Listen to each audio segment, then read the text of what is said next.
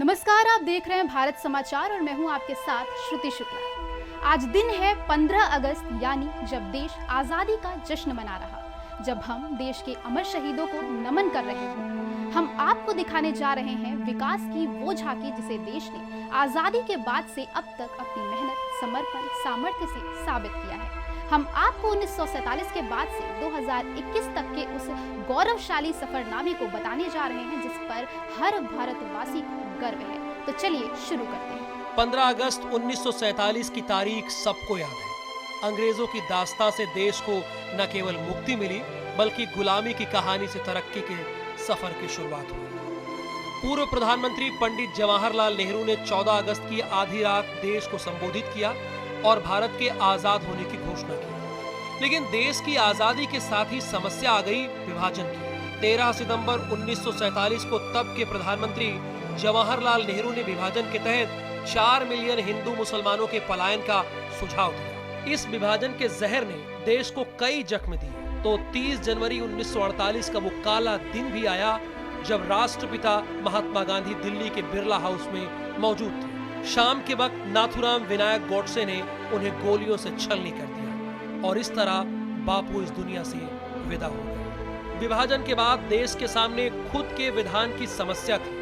देश के बड़े नेताओं ने मिलकर खाका खींचा और संविधान सभा बनी।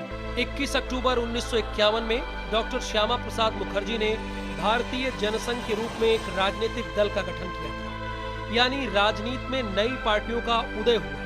इधर खेल के मैदान पर भी परचम दिखना शुरू हुआ। 4 मार्च 1951 को नई दिल्ली में एशियन खेलों का आयोजन किया गया। 11 मार्च तक चले इन खेलों को पहले एशियाई गेम के नाम से प्रसिद्धि मिली।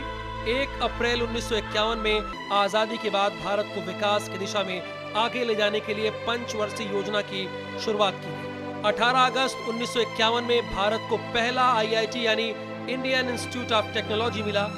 कोलकाता के खड़गपुर शहर में इस संस्थान का उद्घाटन मौलाना अबुल कलाम आजाद ने किया। 25 अक्टूबर 1951 में भारत में पहले आम चुनाव आयोजित कराए गए। ये चुनाव 25 अक्टूबर 1951 से शुरू हुए 27 मार्च 1952 तक चले। कुल 489 सीटों पर 53 राजनीतिक दलों के 1874 उम्मीदवारों ने चुनाव लड़ा। फिर 10 फरवरी 1952 भारत के इतिहास में लोकतांत्रिक मूल्यों को आगे ले जाने का सबसे बड़ा दिन था। इसी दिन पहले आम चुनाव के नतीजे आए और पंडित जवाहरलाल नेहरू के नेतृत्व में भारतीय राष्ट्रीय कांग्रेस ने 489 में से 364 सीटों पर जीत दर्ज की। 15 सितंबर 1959 पत्रकारिता के लिए बड़ा दिन था। इस दिन पहले दूरदर्शन की शुरुआत हुई। दिल्ली में एक अस्थायी स्टूडियो से पहले टीवी प्रसारण का परीक्षण किया गया। 20 अक्टूबर 1962 में चीन ने भारत पर हमला कर दिया, लेकिन उस वक्त भारतीय सेना इस हमले के लिए तैयार नहीं थी। ये युद्ध पूरे 1 महीने तक चला और ये युद्ध तब तक चला जब तक 21 नवंबर 1962 को चीन ने युद्ध विराम की घोषणा नहीं कर। देश युद्ध से उभरा भी नहीं था कि एक और बड़ा झटका लग गया। 27 मई 1964 को पंडित जवाहरलाल नेहरू का निधन हो गया। अब हम आपको बताएंगे 25 अगस्त 1965 में पाकिस्तान ने जम्मू कश्मीर पर हमला कर दिया था। इस बीच कितनी मुश्किलों का सामना करना पड़ा, कैसे उस वक्त देश ने इसका सामना किया, आइए बताते हैं। 25 अगस्त 1965 में पाकिस्तान ने जम्मू कश्मीर में हमला किया। इसके बाद सितंबर में भारतीय सेना ने पश्चिम पाकिस्तान में आक्रमण कर दिया। 11 जनवरी 1966 में भारत और पाकिस्तान के बीच ताशकंद में एक अहम समझौता हुआ जिसे ताशकंद समझौता कहा गया। ये एक शांति समझौता था जिसमें ये तय हुआ कि भारत और पाकिस्तान अपनी अपनी शक्ति का प्रयोग नहीं करेंगे और अपने झगड़ों को शांतिपूर्ण ढंग से हल करेंगे। और इसी दिन एक और बड़ा झटका लगा।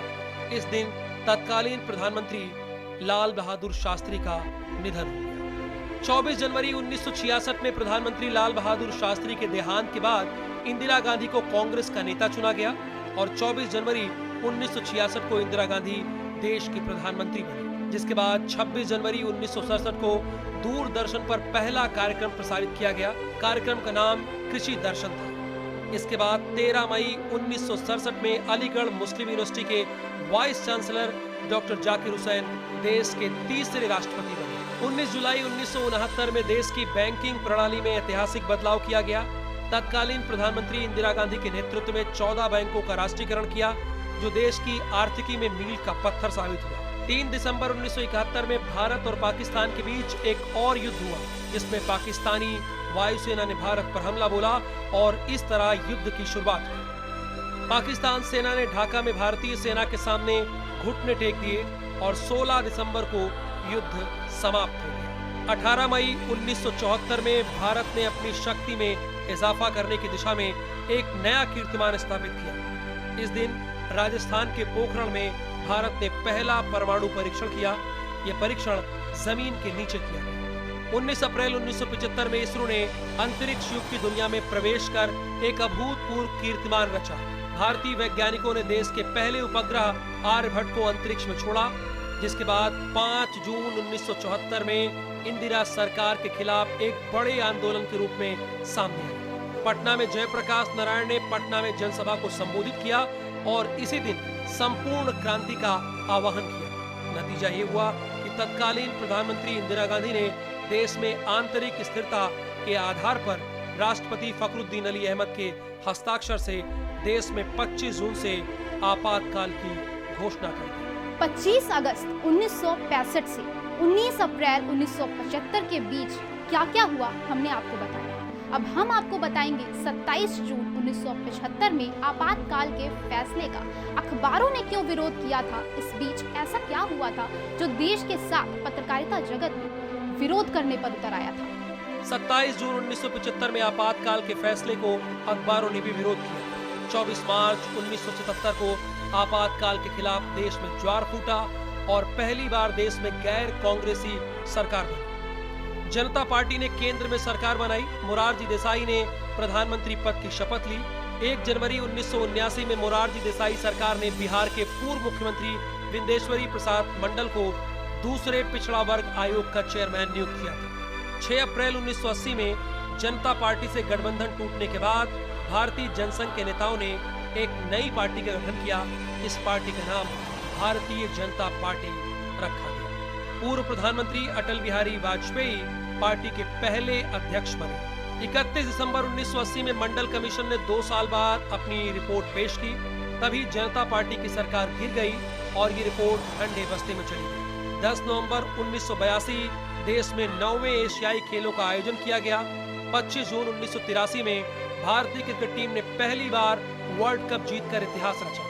कपिल देव की अगुवाई में भारतीय टीम ने वेस्टइंडीज की टीम को 43 रनों से हराकर खिताब अपने नाम किया।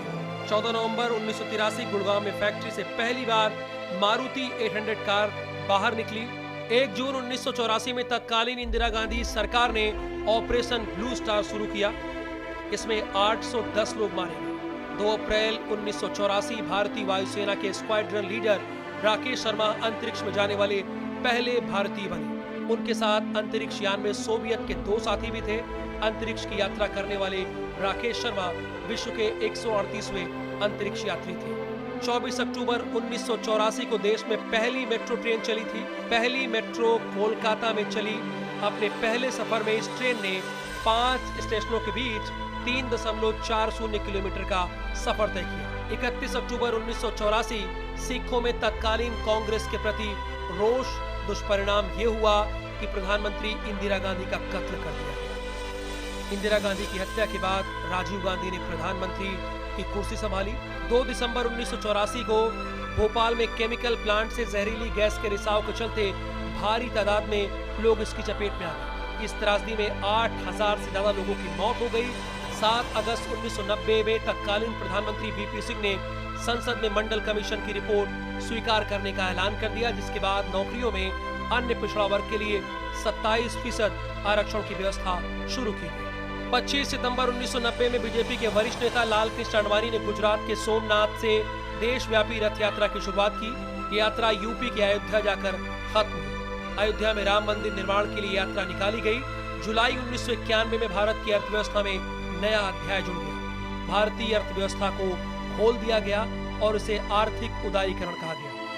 6 दिसंबर 1992 में अयोध्या स्थित बाबरी मस्जिद पर कार सेवकों ने हमला बोला और ढांचे को गिरा दिया। 12 मार्च 1993 में देश की आर्थिक राजधानी मुंबई बम धमाकों से दहल गई। मुंबई में 12 मार्च को सिलसिलेवार तरीके से कई ब्लास्ट हुए, जिसमें करीब 257 लोगों की मौत हो गई। 19 फरवरी 1999 में तत्कालीन प्रधानमंत्री अटल बिहारी वाजपेयी ने दिल्ली लाहौर के बीच बस से सफर किया। लाहौर में पाकिस्तान के पीएम नवाज शरीफ ने उनका गर्मजोशी से स्वागत किया। 26 जुलाई 1999 में भारत पाकिस्तान के बीच एक और युद्ध हुआ। करगिल में भारत ने पाकिस्तान से युद्ध लड़ा और फतेह हासिल की। 27 जून 1975 से लेकर 26 जुलाई 1999 तक का सफर आपको बताया हमने। अब हम आपको बताएंगे 24 दिसंबर 1999 से लेकर अब तक के सफर में भारत को कितनी चुनौतियों का सामना करना पड़ा और उन चुनौतियों से लड़कर दूसरे देशों के बराबर कैसे खड़े रहे। ये जानने के लिए आइए चलते हैं 24 दिसंबर 1999 की तरफ। 24 दिसंबर 1999 में भारतीय एयरलाइन के हवाई जहाज IC 814 का आतंकवादियों ने हाईजैक कर दिया। प्लेन हाईजैक करने के बाद आतंकी उसे अफगानिस्तान के कंधार ले गए।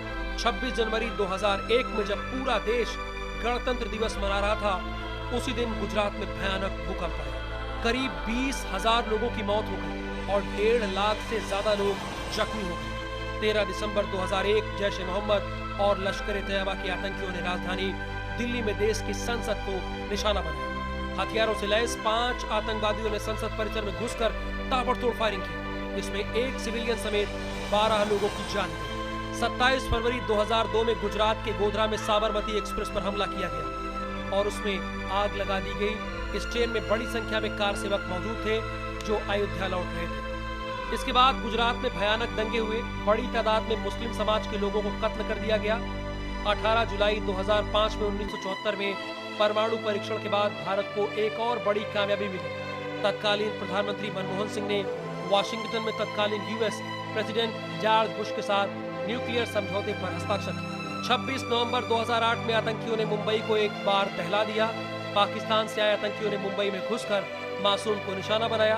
ताज hotel, Nariman house, hotel Oberoi में आतंकियों ने खूनी खेल खेला। इस हमले में करीब 166 लोगों की मौत हो गई। 26 मई 2014 में लोकसभा चुनाव में अभूतपूर्व नतीजों के बाद केंद्र में पहली बार बीजेपी के नेतृत्व वाली NDA की पूर्ण बहुमत की सरकार बनी। नरेंद्र मोदी ने प्रधानमंत्री के रूप में शपथ ली। 29 सितंबर 2016 में भारतीय सेना ने पाकिस्तान पर सर्जिकल स्ट्राइक को अंजाम दिया। 8 नवंबर 2016 में प्रधानमंत्री नरेंद्र मोदी ने 500 और 1000 के नोट पर बैन करने की घोषणा की, जिसके बाद पूरे देश में यह करेंसी बंद हो गई। बाद में 2000 का नया नोट जारी किया गया। 30 जून 2017 में आर्थिक उदारीकरण के बाद देश की अर्थव्यवस्था में एक और बड़ा बदलाव किया गया। एक राष्ट्र एक कर की अवधारणा के साथ वस्तु और सेवा कर यानी GST लागू कर दी गई, जिसके बाद 1 जुलाई से पूरे देश में GST लागू हो गई। अंतरिक्ष दुनिया में भारत ने अपनी महारत हासिल की। भारत के चंद्रमा पर दूसरे मिशन चंद्रयान 2 का प्रक्षेपण 22 जुलाई 2019 को किया गया। संसद ने मुस्लिम महिलाओं को 3 तलाक देने की प्रथा पर रोक लगाने के प्रावधान वाले ऐतिहासिक विधेयक को 30 जुलाई 2019 को मंजूरी दे दी। जम्मू कश्मीर से अनुच्छेद 370 का एक खंड छोड़कर बाकी समाप्त कर दिया गया। ये एक ऐतिहासिक फैसला था। सरकार ने इसे 5 अगस्त को लिया था। 2020 यानी कि पिछले साल कोरोना ने न केवल भारत बल्कि पूरी दुनिया में भीषण तबाही मचाई। कोरोना की पहली और दूसरी लहर से देश बुरी तरह प्रभावित हुआ, लेकिन 2021 आते आते भारत ने पूरी दम लगा दी और कोरोना के हराने के लिए आखिरकार एक बड़ी आबादी को वैक्सीन देकर भारत ने कोरोना से जंग जीत ली। 2021 में भारत ने न केवल कोरोना को हराया बल्कि खेल की दिशा में एक बड़ी उपलब्धि हासिल की। टोक्यो ओलंपिक में 7 मेडल भारत के नाम हुए और इंटरनेशनल लेवल पर भारत एक बार फिर अपनी पहचान बनाने में सफल हुआ। तो ये थी अब तक की भारत की गौरव गाथा। देश का हर नागरिक चाहता है कि ऐसे ही देश आगे बढ़ता रहे, सफलता के कीर्तिमान रचता रहे। हमारी खास पेशकश में बस इतना ही। नमस्कार, जय हिंद।